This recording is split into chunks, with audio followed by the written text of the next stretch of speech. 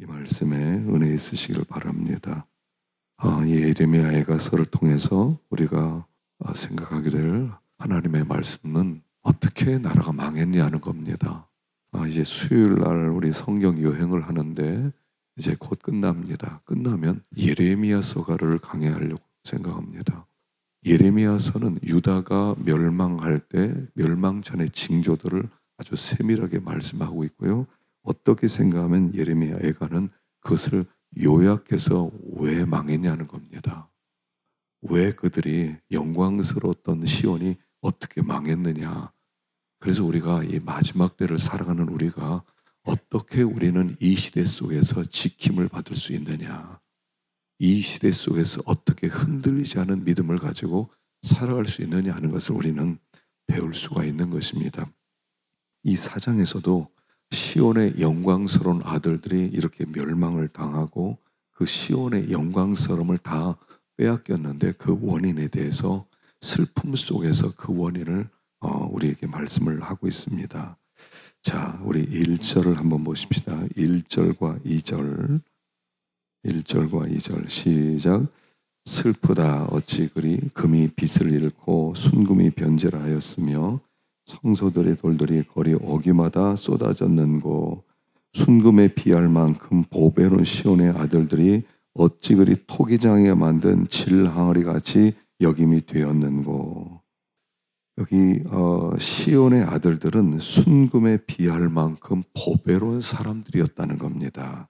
그런데 질그릇 같이 여김이 되어서 아주 하찮게 그들이 버림을 당했는데 그것은 뭐냐면 시온의 아들들은 다 순금들이었다는 겁니다. 원래 순금이어야 된다는 거예요. 근데 그 순금이 아니라 돌아보니까 그 안에 질그릇이었다는 거예요. 겉에만 금메기를 칠하고 그 속에 들어가니까 다 이 진흙덩이였다는 겁니다. 이게 다 가짜였구나. 그래서 그걸 깨뜨려서 버림을 당했다 하는 말씀입니다. 신자는 순금 같은 자들이에요. 참 존귀합니다. 이 세상에요, 믿음을 가진 사람처럼 존귀한 사람이 없어요. 믿음을 가진 사람처럼 고상한 사람이 없어요. 믿음을 가진 사람처럼 보배가 없어요. 집에서 며느리 하나를 맞을 때도 믿음 있는 며느리 하나 들어오면 집안이 다 바뀌는 거예요. 또 믿음 있는 사위 하나가 들어오면 집안이 다 바뀌는 거예요. 이 믿음이 얼마나 중요한 보배인지 몰라요. 성도는 믿음 때문에 존귀한 거라고 그랬어요. 믿음 때문에. 그 믿음이 금이에요. 성도 안에는 금이 있어야 돼요. 그래서 믿음이 있어야 됩니다. 성도에게 가장 중요한 것은 뭐냐면 믿음이에요. 믿음이 있느냐? 신앙생활하면서 믿음이 있어야 돼요. 그 아무개가 믿음이 있다. 그 집사님이 참 믿음이 있다. 권사님이 참 믿음이 있다. 믿음이 있어야 돼요. 믿음. 믿음이 있다는 것은 무엇을 말하는 거냐? 자, 여기 고린도서 13장 5절을 한번 읽어보십시다. 시작.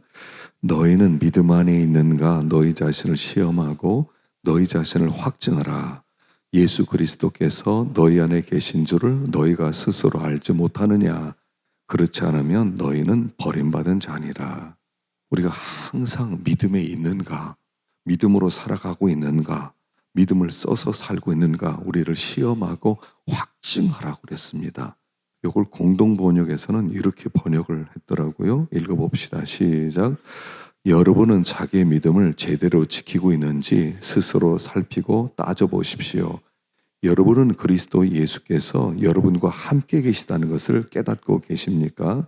만일 깨닫지 못하신다면 여러분은 그리스도인으로서 낙제한 것입니다. 그러나 나는 우리가 낙제상이 아니라는 것을 여러분이 알게 되기를 바랍니다. 우리가 항상 믿음에 서 있는가, 내가 믿음에 있는 믿음의 사람인가를 항상 시험을 해봐야 돼요. 시험을 하고 확증해야 돼요. 점검해야 돼요. 그런데 그것을 점검하는 시금석이 뭐냐면 그 다음 말씀이라는 겁니다. 예수 그리스도께서 너희 안에 계신 줄을 알지 못하느냐? 그렇지 않으면 버림받은 자 아니라, 자, 너희들이 이제 믿음에 있는가 한번 시험해봐라. 시험하는 것이 바로 요 리트머스 시험지가 요거라는 거예요. 그리스도가 너희 안에 계시고 그리고 그리스도가 너희를 다스리시고 그리스도에 의해서 살아가고 있는가, 이게 믿음으로 살아간다는 얘기예요. 우리가 하는 모든 일들이 내 안에서 그리스도가 말하기 때문에 행동하는 것, 이게 믿음을 써서 살아가는 행위라는 거예요. 우리가 우리의 삶을 점검해 볼 때 그리스도가 시켜서 그 일을 하셨습니까? 모든 일을 매일 점검할 때 오늘 내가 한 일은 그리스도께서 감동 주셔서 내가 그 일을 했습니다. 그리스도가 그 일을 하라고 명령하셨습니다. 그래서 제가 그 일을 했습니다. 라고 할 만큼 살아왔느냐 하는 거예요. 이게 믿음을 써서 살아가는 생활이에요. 내 지식을 쓰고 내 상황 따라서 사람들에 의해서 움직이는 게 아니라 그리스도께서 내 안에 살아서 내가 그리스도와 함께 십자가에 못 박혔나니 그런즉 이제는 내가 산 것이 아니라 내 안에 그리스도께서 사신 것이라. 내가 육체 가운데 사는 것은 나를 사랑하사 나를 위하여 자기 몸을 버리신 그리스도를 믿는 믿음 안에서 사는 것이라. 나는 이미 죽은 자예요. 이제 내 생각은 끝이에요. 내 계획도 끝이에요. 내 야망도 끝이에요. 이제는 내 안에 살아계신 예수님, 예수를 믿는다는 것은 예수가 내 안에 들어오셨다는 얘기고요. 예수 그리스도에게 내 모든 것을 맡겼다는 얘기고요. 그분이 내 인생을 이끌어간다는 얘기인데, 믿음으로 산다는 것은 그리스도의 명령에 의해서 살아가는 삶, 이게 믿음의 삶이에요. 이제부터 모든 일들을 그분이 시켜서 하는 일만 하라는 겁니다. 그랬을 때 우리는 순금이에요. 근데 믿음이 있다고 말은 하는데 속을 들어보니까 믿음에 의해서 살질 않아요. 계산하면서 살고요, 따지고 살고요, 내 생각으로 살고요, 내 이익을 바라보고 살고요, 내 명예와 자존심을 세우기 위해서 살고요. 그러면 그건 믿음이 있는 게 아니라는 거예요. 그건 다 가짜라는 거예요. 그럼 질그릇이라는 거예요. 다 깨뜨려 버릴 거라는 거예요. 하나님께서 왜 이 존귀한 성을 이렇게 불로 태워버리셨느냐? 다 가짜들이었다는 거예요. 껍데기로는 믿음이 있는 줄 알았는데 대화를 해보니까 믿음이 하나도 없어요. 다 믿음으로 하는 게 아니에요. 그리스도에 의해서 살아가는 게 아니에요. 그러다 보니까 가짜구나. 그럼 그때부터 업신여김을 당하는 거예요. 성도가 믿음이 있으면 아무도 함부로 대하지를 못해요. 믿음이 있는 사람. 이 믿음이 권세예요. 믿음을 가지고 있으면 믿음이 있는 사람 앞에서는 조심스러워요. 주님이 그와 함께 하시거든요. 그래서 이 순금 같은 시온의 아들들이 질그릇처럼 깨뜨려진 것은 믿음으로 살지 않았기 때문이다. 믿음이 없었기 때문이다. 가짜였기 때문이다. 라고 말씀을 하는 것입니다. 3절 보십시다. 3절 시작. 들깨들도 젖을 주어 그들의 새끼를 먹이나 딸 내 백성은 잔인하여 마치 광에 타조 같도다. 젖먹이가 목말라서 혀가 입천장에 붙으며 어린아이들이 떡을 구하나 떼어줄 사람이 없도다. 맛있는 음식을 먹던 자들이 외롭게 거리거리에 있으며 이전에는 붉은 옷을 입고 자라난 자들이 이제는 거름더미를 안았도다. 딸 내 백성이 멸망할 때 자비로운 부녀들이 자기의 손으로 자기들의 자녀들을 삶아 먹었도다. 이 예레미야 애가서에 계속 반복되어서 나오는 게 뭐냐면 그 부모의 죄 때문에 그 자식이 고생을 한다는 얘기예요. 그래서 부모의 죄 때문에 자식들이 먹을 것이 없어서 꽃제비가 되고 자기 옷을 가릴 것이 없어서 헐벗고 돌아다녔는데 먹을 게 하나도 없어요. 그리고 그들이 죽임을 당하고 부모가 나중에는 잔인해져서 자기들이 먹을 것 없으니까 자식들도 삶아 먹는 그 지경까지 이르렀다 하는 자녀의 그 저주에 대한 얘기가 계속 나와요. 여기서 말씀하고자 하는 바는 무엇이냐면 내 믿음에 따라서 자녀들이 복을 받기도 하고 자녀들이 저주를 받기도 한다는 거예요. 내 믿음에 따라서. 이것은 우리 부모와 내 신앙이 결탁되어 있고 내 믿음과 내 자녀의 신앙은 결탁되어 있어요. 이건 하나예요. 하나. 여러분 가만히 한번 살펴보세요. 물론 이제 예수를 나대해서 믿은 사람은 점검할 수 없지만 저는 60년 동안 우리 부모님의 신앙생활과 내 신앙생활과 내 자녀들의 생활을 제가 항상 점검합니다. 우리 부모님이 믿음에 딱 서서 하나님 앞에 나갔을 땐 제가 흔들지 않았어요. 제가 불을 받듯이 하나님을 섬겼어요. 근데 우리 부모님은 흔들릴 때가 있더란 말입니다. 그리고 우리 부모님은 흔들렸을 때 내 믿음도 흔들리더라는 거예요. 내가 방황하더라는 거예요. 내가 왜 젊었을 때 방황했나? 생각해보니까 우리 부모님이 그때 흔들렸던 때예요. 그리고 내 자녀를 보니까 똑같아요. 내가 믿음에 딱 서 있을 때는 우리 자녀들을 연락할 것도 없어요. 다 큐티하고 새벽기도 나가고 믿음에 딱 서 있어요. 그러다 흔들려요, 제가. 그럼 우리 자녀들이 막 흔들리더라고요. 아이들이 막 어려워지더라고요. 이게요, 부모와 자녀가는 생명의 결탁이에요. 이게 하나예요. 한 가문이에요. 십계명에 나를 사랑하는 자를 내 자녀들에게 천대복을 준다고 그랬고요. 나를 사랑하지 않는 자를 3, 4대까지 저주를 한다고 그랬어요. 피할 수가 없어요.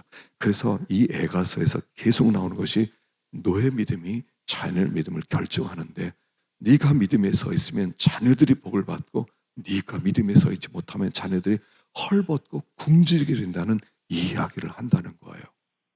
그래서 중요한 것은 우리가 믿음에 서 있어야 돼요.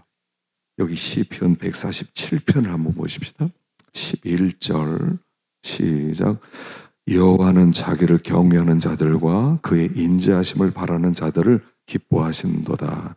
그가 내 문빗장을 견고히 하시고 내 가운데에는 너의 자녀들에게 복을 주셨으며, 자기를 경외하는 자, 그의 인자하심을 기다리는 자, 자녀에게 복을 줬다는 거예요.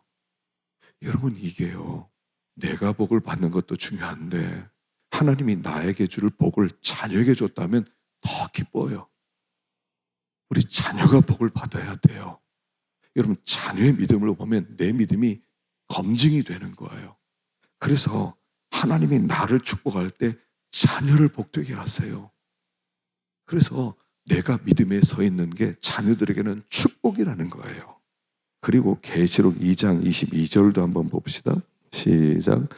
볼지어다 내가 그를 침상에 던질 터이요 또 그와 더불어 간음하는 자들도 만일 그 행위를 회개하지 아니하면 큰 환난 가운데 던지고, 또 내가 사망으로 그의 자녀를 죽이리니 모든 교회가 나는 사람의 뜻과 마음을 살피는 자인 줄을 알지라. 이세벨의 영향을 받아가지고 이세벨 편에서 이세벨과 더불어 이러면은 하나님이 그 자녀를 죽이겠다는 거예요. 자녀들이 저주를 받아요. 그래서 우리의 신앙이 자녀들을 위한 축복의 근원이 돼야 돼요. 그래서 아브라함에게 네가 나를 따르면 복의 근원이 되게 하겠다, 복이 되게 하겠다. 너를 축복하는 자는 복을 받고 너를 저주하는 자는 저주받을 것이다. 주님이 그렇게 하세요. 아브라함 때문에 이삭이 복을 받고 이삭 때문에 야곱이 복을 받고 복이 그렇게 내려가는 거예요. 야곱이 꾀를 자꾸 부리니까 자녀들이 똑같이 되는 거예요. 꾀를 부리는 거예요. 이건 피할 수 없는 운명이에요. 자녀들은 막 이게 문제냐, 저게 너희들 왜 이렇게 저런 믿음으로 안 사냐, 너희들 왜 이렇게 공부 안 해, 할 게 없어요. 내가 딱 서 있으면요, 아이들 알아서 공부 열심히 해요. 알아서 신앙생활 잘해요. 문제는 내가 흔들렸어요. 내가 서 있지를 못했어요. 아이들은요, 부모의 뒷모습을 보고 자라는 거예요. 우리 자녀들처럼 나를 잘하는 사람이 어디 있어요? 아이들은요, 말할 것도 없어요. 너무 잘 알아요. 속일 수가 없어요. 그래서 여기 예레미야 에가서에 그 부모의 믿음들이 다 들리니까 자녀들이 다 저주를 받았다 하는 말씀을 여기 하고 있는 것입니다. 자, 6절부터 보십시다. 6절 시작. 전에 소돔이 사람의 손을 대지 아니했는데도 순식간에 무너지더니 이제는 딸 내 백성의 죄가 소돔의 죄악보다 무겁도다. 여호와께서 그의 분을 내시며 그의 맹렬한 진노를 쏟으시며 시온에 불을 지르사 그 터를 사르셨도다. 대적과 원수가 예루살렘 성으로 들어갈 줄은 세상의 모든 왕들과 천하 모든 백성이 믿지 못하였었도다. 자, 소돔의 죄보다 유다의 죄가 더 컸다는 거예요. 그래서 소돔을 불로 멸망시킨 것처럼 하나님께서 이 유다에도 불을 내려서 그 터부터 하나님께서 불을 살랐다는 겁니다. 유다는 어떤 곳이냐면 유다는 하나님의 불을 받은 도성이에요. 불을 받은 도성. 하나님 위에서 불을 내린 적이 구약 성경에 3번이 나와요. 첫째는 모세가 성막을 세우고 그때 하나님께 예배를 드릴 때 그때 하늘에서 불이 내리죠. 솔로몬이 성전을 세우고 헌당식을 할 때 또 불이 내려요. 엘리야가 갈멜산에서 기도할 때 하늘에서 불이 내려요. 그리고 불이 신약 성경에 내린 게 사도행전 2장이에요. 오순절날 불이 내려요. 신앙은 뭐냐? 불 받는 거예요. 불이 생명이에요. 그 생명이 믿음이에요. 자, 누가복음 12장 49절 읽어봅시다. 시작. 내가 불을 땅에 던지러 왔노니 이 불이 이미 붙었으면 내가 무엇을 원하리요? 예수님은 불 던지러 오셨어요. 불 던지러 오셨어요. 예수님은 성령과 불로 세례를 주는 분이세요. 그래서 주님은 불을 주세요. 우리가 예수를 믿는다는 건 뭐냐면 불 받는 거예요. 이 불이 영적 생명이에요. 여러분, 아이가 딱 태어난 순간 불덩이가 태어나는 거예요. 그 태어난 아이를 안아보세요. 따끈따끈하죠. 살아있다는 건 뭐냐면 불이 있다는 뜻이에요. 신앙생활은 불 받아서 해야 돼요. 신앙생활은 제정신으로 못해요. 신앙생활은 뭐냐면 마음과 뜻과 힘을 다해서 하나님을 사랑하는 거예요. 이게 제정신으로 되겠어요? 제정신으로 내 삶 전부를 드립니다. 내 마음 전부를 드립니다. 내 시간 전부를 드립니다. 내 물질 전부를 드립니다. 내 자존심 전부를 드립니다. 이게 가능해요? 제정신으로 신앙생활 하는 게 아니에요. 불 받아서 하는 거예요. 불 받기 전에는 안 돼요. 그래서 흉내를 내긴 해요. 흉내, 하나님을 섬기는 것 같이 흉내를 내요. 그런데 불이 없으면요, 아까워서 못해요. 하나님께 시간 드리는 거예요. 굉장히 아까워요. 주의를 하나님께 다 드리고, 또 말씀을 읽느라고 드리고, 기도하느라고 시간 드리고, 다른 사람 돕느라고 시간 드리고, 이게 가능해요? 시간이 얼마나 아까운데. 물질이 얼마나 아까워. 피 같은 돈이에요. 어떻게 11조를 바쳐요? 못 드리는 게 당연하죠. 그러나 불 받으면 다 할 수 있어요. 불 받으면 쉬워요. 불 없이는 아무것도 안 돼요. 신앙생활은 불 관리하는 거예요. 오순절날 불이 임해요. 예수 믿는 사람에게 임하는 게 불이에요. 근데 불이 없어요? 가짜예요. 저는 그렇게 생각해요. 가짜예요. 불 받으셔야 돼요. 그 불을 지키셔야 돼요. 아니면 언제부턴가 불이 꺼졌어요. 연기가 나요. 여러분, 이 불을 잘 관리하는 것은 2가지밖에 없어요. 말씀과 기도예요. 말씀과 기도. 아, 요새 갈증이 난다. 갈급증이 있다. 아, 요새 내가 나를 채워주지 못한다. 교회가 나에게 은혜를 주지 못한다. 핑계대지 마세요. 하루에 1시간씩만 성경 읽어보세요. 2시간만 기도해 보세요. 안 뜨거워지나? 1시간만 성경 보세요. 2시간 시간 날 때마다 기도해 보세요. 불이 활활 타게 돼 있어요. 가만히 있을 수가 없어요. 하나님을 섬길 수밖에 없어요. 전부를 드리고 싶어요. 그런데 하나도 뗄감을 내지도 않고 그냥 성경도 읽지 않고 그 불이 어떻게 유지되겠어요? 그리고 그 불이 꺼지는 순간 진노의 불이 임한다는 얘기예요. 불이 꺼졌어요. 신앙생활은요, 제정신이 아니에요. 신앙생활을 제대로 하는 것은 불 받아서 그 불의 뜨거움으로 하나님의 사랑 전부가 내 심령 가운데 임하는 거 아닙니까? 예수를 믿는다는 것은 내가 예수를 그냥 믿었다는 게 아니에요. 하나님의 사랑 전부, 하나님의 사랑의 불이 나에게 떨어졌다는 얘기예요. 이 사랑의 불 받고 견딜 수가 없는 거예요. 어떻게 나 같은 자를 이렇게 사랑해서 하나님이 이렇게 생명을 주시고 자기 아들을 내어주셨는가? 이 불 받고 나서 가만히 있을 수가 없어요. 그래서 나도 주님을 이렇게 섬겨야 되겠다. 이 불 받으면요, 눈에 보이는 게 없어요. 눈에 보이는 게 없어요. 불 관리를 잘하라는 겁니다. 불 관리 못해서 심판의 불이 임했다. 성령의 불이 임하지 않으면 진노의 불이 임한다는 거. 그래서 그들이 다 불타버렸다는 것입니다. 17절 시작. 우리가 헛되이 도움을 바람으로 우리의 눈이 상하며 우리를 구원하지 못할 나라를 바라보고 바라보았도다. 그들이 우리의 걸음을 엿보니 우리가 거리마다 다 다닐 수 없으며 우리의 끝이 가깝고 우리의 날들이 다하였으며 우리의 종말이 이르렀도다. 우리를 뒤쫓는 자들이 하늘의 독수리들보다 빠르며 산 꼭대기에서도 뒤쫓으며 광야에서도 우리를 잡으려고 매복하였도다.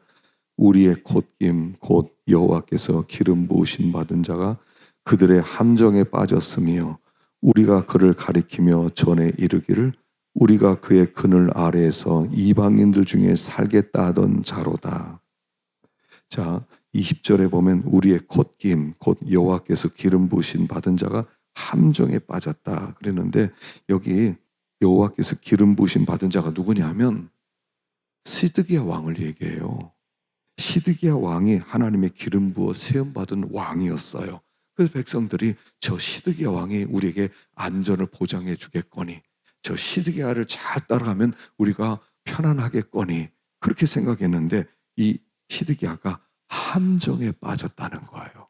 그래서 함정에 빠졌는데 결국 이 유다 백성들도 함정에, 똑같은 함정에 빠졌었다는 거예요. 왜냐하면 시드기야만 의지하고 있었으니까. 자, 시드기야는 무슨 함정에 빠졌냐면 애굽 함정에 빠졌어요. 그래서 17절에 우리가 헛되이 도움을 바람으로 우리의 눈이 상하며 우리를 구원하지 못할 나라를 바라보고 바라보았도다. 그 당시에 이 바벨론을 이기기 위해서 그들이 의지했던 것은 애굽이었어요. 저 애굽이 우리를 도와주겠거니, 저 애굽이 군대만 파송해주면 이 바벨론을 이길 수 있다. 이게 함정이었단 말입니다. 애굽 함정.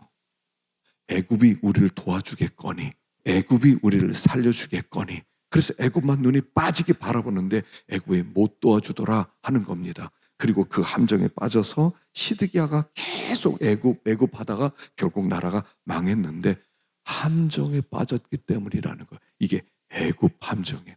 결국 유다 백성들도 애굽 함정에 빠져 있는 거예요. 시드기야만 바라보고 있었으니까. 자, 우리가 이 애굽 함정에 아주 쉽게 빠질 수 있다는 거예요. 나오미가 왜 베들레헴에 기근이 드니까 모압으로 갑니까? 이게 애굽 함정이에요. 애굽 가면 나 살 수 있어. 애굽 가면 애굽이 나를 살려주는 거야. 빨리 애굽으로 달려가야 돼. 대부분의 사람들이 애굽 함정에 빠져 있어요. 애굽으로 달려가면 살 수 있다는 거예요. 세상으로 달려가면 먹을 게 있다는 거예요. 그러니까 세상으로 나가야 먹을 게 있지 하나님 바라봐서 먹을 게 안 나온다는 거예요. 그러니까 아브라함도 가나안 땅에 왔는데 가나안 땅에 기근이 되니까 곧바로 애굽으로 가는 거예요. 이게 애굽 함정이에요. 이스라엘 여러 왕들도 다 그랬어요. 좀 어려워지면 하나님께 부르짖는 게 아니라 먼저 주변에 우리 도와줄 나라 없는가. 그래서 성전에는 금 다 모아가지고 갖다 주면서 용병을 구해오고 우리 좀 살려달라고 하고, 이게 다 애굽 함정이에요. 우리가 애굽 함정에 빠져 있다는 겁니다. 그러다 보니까 사람만 의지해요. 누구 나 도와줄 사람 없나? 내 편 되어줄 사람 없나? 내 편 되어줄 사람 자꾸 찾아요. 나랑 비슷한 사람 찾아요. 그러니까 이게 애굽 함정이에요. 거기 빠지면 끝나는 거예요. 애굽 함정에 빠져서 끝났어요.